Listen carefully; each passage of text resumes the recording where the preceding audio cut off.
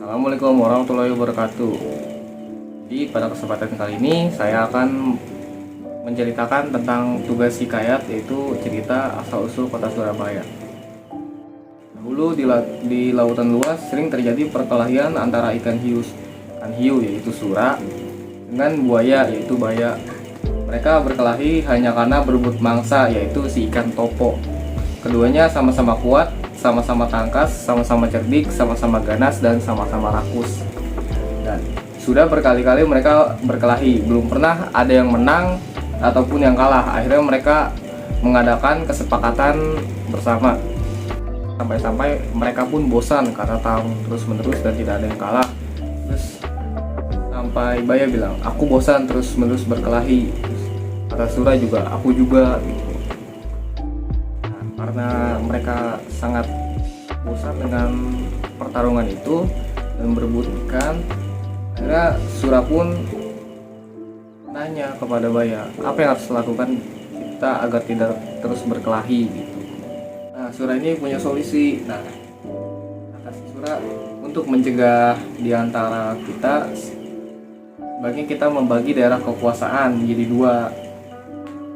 Aku berkuasa sepenuhnya di dalam air, itu kata si sura, dan harus mencari mangsa dalam air, sedangkan kamu berkuasa di daratan dan mangsamu harus yang berada di daratan sebagai batas antara daratan dan air. Kita tentukan batasnya, yaitu tempat yang dicapai oleh air laut pada waktu pasang surut, itu kata sura. Nah, kata baya, dia langsung setuju, aku setuju itu persyaratan itu. Jadi sura itu berkuasa di laut. Nah, sementara si baya ini berkuasa di darat. Dengan adanya pembagian wilayah kekuasaan ini, maka tidak ada lagi perkelahian antara sura dan baya. Keduanya telah sepakat dan menghormati wilayah masing-masing. Tetapi pada suatu hari, sura mencari mangsa di sungai. Nah, sura ini tuh curang gitu, diam-diam dilakukan dengan sembunyi-sembunyi agar baya tuh nggak mengetahui, padahal sungai ini tuh masih wilayah kekuasaannya baya. Pada mula-mula ini tuh nggak ketahuan gitu sama baya, tapi pada suatu hari baya tuh kepergok sama perbuatan si sura ini. Tentu aja pasti baya marah dong ngeliatnya si sura ini melanggar janji dan kesepakatan kemarin. Akhirnya si baya tuh bilang, hai sura, kenapa kamu melanggar peraturan yang telah kita sepakati berdua? Mengapa kamu berani masuki sungai yang merupakan wilayah kekuasaanku, kata baya. Nah, sura ini nggak merasa bersalah dan tenang-tenang aja gitu. Nah, kata si sura ini, aku melanggar kesepakatan. Bukankah sungai ini berair? Kan aku sudah bilang bahwa aku adalah penguasa air. Nah, sungai ini kan berair. Nah, itulah curangnya si sura. Sura mengatakan lagi, sungai itu kan tempatnya di darat, dan sedangkan daerah kuasaanmu itu di laut. Berarti sungai adalah daerah kuasaanku karena berair mungkin, kata sura.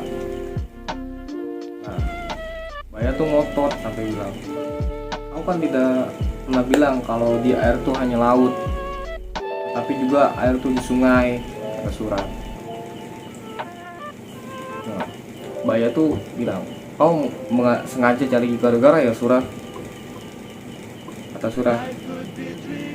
Tidak, kira alasanku cukup kuat, memang di pihak yang benar, kata sura. Baya pun marah, aku tidak sebodoh yang kau kira. Terus juga sura pun marah, aku tak peduli kau bodoh atau pintar, yang penting air